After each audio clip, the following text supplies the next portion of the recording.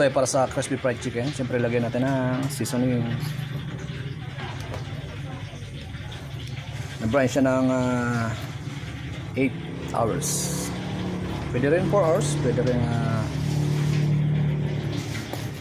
12 hours, pwede rin 24 hours, nasa sa inyo. Mas matagal, mas masarap. Ito yung seasoning na siyempre sekreto lang, homemade.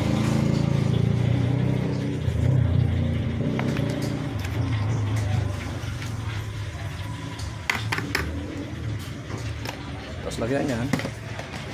Siyempre lalamasin natin na para ma-coat siya.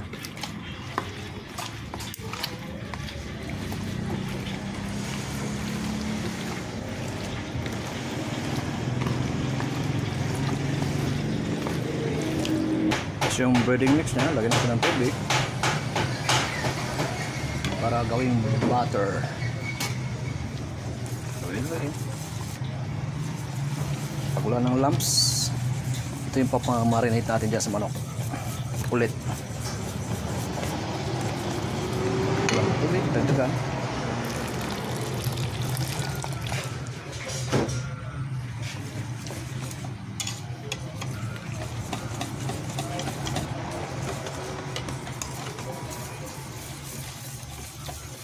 Diyan natin lalagay mamaya.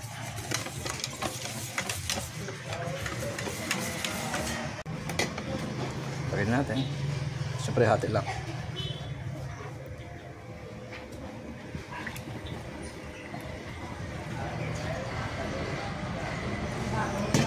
Siyempre lamas-lamasin natin. Kung mababad siya.